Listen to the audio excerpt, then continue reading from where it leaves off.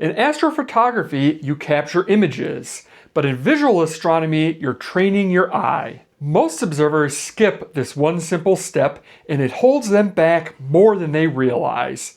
I'll tell you the secret up next on Night Sky Voyager. In my recent video where I talked about how a meteor exploded over my house, one of my regular commenters came on and noted that I had put a picture of my observing log up on the screen, and they are used to doing astrophotography, and so they said it was interesting to see my handwritten observing notes and asked me to do a video on it. First, I'm going to talk about why I log my observations. This is something that I've done since the very first time that I went out with my telescope. I know many of you, many visual observers, keep regular logs. Tell me in the comments. I'm really interested. How do you prefer to log your observations, and what do you find most effective for you? So there's several benefits that you can get from recording down what you see at the eyepiece. One of the main reasons is because you can tend to forget things. I've been observing since 2011, and I've seen hundreds or thousands of objects in that time frame. There's no way, if I hadn't logged them, that I would ever have any idea what I had actually seen. It's really fascinating to see how early on in my observing career, I even noted that I was struggling to find objects that I have committed to memory now. It's also interesting to see, as you have observed similar objects over a period of time, you can compare how it appeared under different conditions. And so whether that be light pollution or weather, I personally find it very helpful to note how an object looked the best, or perhaps it wasn't looking so great because transparency was poor. I think that's useful information to keep. It also helps me keep a list of things that I might want to revisit at a later date. Something that I really like looking at is when you have pairings of two different kinds of objects in the same frame. I can think of a couple instances where you might have a globular cluster that is just by chance close to a planetary nebula. And so when you come across those and they look really sharp, I like to keep track of those in my log so that I can go back and revisit them at a later date or share those objects with other people at public programs. Another thing that I've found useful over time, especially when you're diving deep into things you haven't seen, maybe some NGC items that are off the beaten path, it's fun to go back and see your handwritten ideas of what you saw and then compare it to, let's say, a Hubble photo so that you could see how close you were, or if you identified a faint object correctly, or if that spiral structure you thought you saw in a galaxy was really there. And so that, I think, is a really helpful thing. Another point that I find very helpful is tracking how my equipment has performed. If it was very dewy, I could make a note as to maybe perhaps my finder scope fogged up early. Keeping those notes in my log helps me remember to go back and update my systems so that my telescope performs better in the future. And finally, I think it's important to capture that moment, capture that experience, that date and time and what you saw. Things are changing in the sky, but you're changing as an observer, and the detail that you might see will change over time. And I found that if you don't log it, you don't improve nearly as fast. And it's a major recommendation, especially for people getting into the hobby, that you take time to log your observations and keep track of what you're doing. Next, I'll talk about how I log my observations and what has worked for me over the years. Maybe it can help you develop a system that works well for you. Before we move on, I'd like to ask you to take a quick second to like and subscribe the video. Also, if you found my videos to be helpful, I have channel memberships that you can sign up for to get some perks, such as your name in the credits or early release of videos before they come out. The quick and dirty method that I have that I've been using for years, my Sky and Telescope Pocket Sky Atlas is my #1 visual reference and my #1 Sky Atlas when I'm out observing. One way that I keep track of what I've seen before is to simply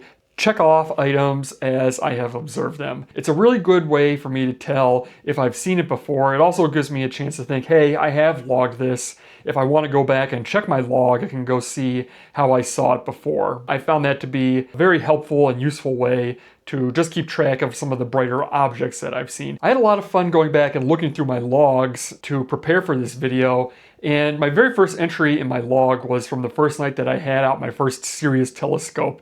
That was January 13th, 2010, and I remember that night like it was yesterday because there was probably 6 inches of snow out on the ground and it was miserable, but I was so excited to get out with my telescope. And looking at the notes that I had, I didn't keep that much on there, but I did note that I saw Sirius, which January 13th is very bright and easy to spot. And under that, I wrote, search for the Orion Nebula. I thought that was really interesting because clearly on this very first visit out, everybody thinks Orion Nebula, that's such an easy object to spot. It's in a large, bright constellation, and clearly I had trouble even finding that on that night. If you look at my follow-up, which was 6 days later, I actually logged that I had seen the Orion Nebula. And early along in my experience with visual observing and logging, I would usually write what I saw, what equipment I was using, telescope and eyepiece, where I was, and I did try sketching for some time. I wasn't really good at it, and I ended up passing on that eventually. But a lot of people do sketch, and I'm blown away by what people are able to achieve through sketching. It looks like a photograph sometimes. Later, as time would go on and I would kind of develop my logging structure, I would note exact times and weather conditions, and also the types of objects. One thing that I did was sort of add a shorthand. I started adopting the little symbols that the Sky and Telescope Pocket Sky Atlas uses for globular clusters or open clusters. And that helped me stay consistent in my logging and also look at a glance at what kind of objects I was looking at. Another thing I like to add, which I mentioned in that meteor video, was especially if I'm at a very dark sky site, I'll sometimes add a meteor count on there, and every time I see a meteor, I'll put a tally mark there. And it's just for fun to see how many meteors you could see in one evening, even when there isn't a major meteor shower going on, especially when you're out somewhere that is exceptionally dark. I'm usually blown away by how many meteors you just see, or you can make wishes on them and maybe get a lot of good luck. Logs for me have also been critical as I've developed how I plan sessions. I've talked about in some videos how planning your session ahead of time helps you to jump around less in the sky and be more efficient with the time that you have behind the eyepiece. And so a lot of times I will go through either books. I really like the Night Sky Observer's Guide, which is very detailed. I like to go through that, or maybe some lists from Sky and Telescope or Astronomy magazine that identify deep sky objects that are maybe a little bit harder to find or not the normal ones that you'd see. And I like to break those up by constellation, and it gives me a nice list to go through, a nice kind of structured program for me to go through the sky so that I'm not sitting out in under dark skies, digging through my book and trying to find what the next object is going to be. It makes the sessions flow a lot better, and it forces you to really slow down because you're not bouncing around so much anymore. You're working methodically through the sky, and I think that helps you to see more and have a better observing experience. I've also changed my setup for this.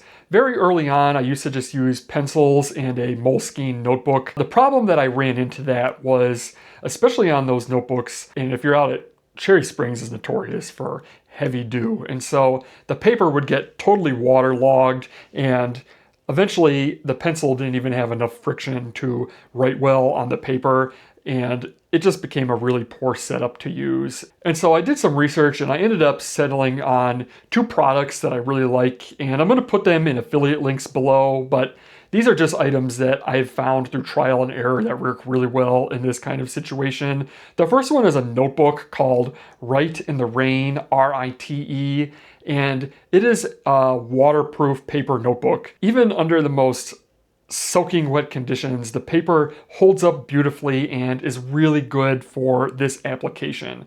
But I also like to use the Fisher Space Pen. The Fisher Space Pen it's a ballpoint pen, but it's got a pressurized cartridge. It will write upside down or in the rain in a variety of conditions. And they fold up really small. They're not that big. When you put the cap on the end, it becomes about a full-size pen. In these heavy dew or wet conditions, I found this combination to be absolutely perfect for what I like to do when I'm logging. In closing, it's not about having a perfect logbook, but it's about becoming a better observer. Simply writing a few things down, just a couple of notes, is enough to show how you've progressed and learned. It's also a really good opportunity for you to write down your gear combinations that have worked, take notes for yourself for the future, and to also track your progress. So next time you're going out and looking up at the stars, think about taking a logbook with you so that you can develop into a better observer.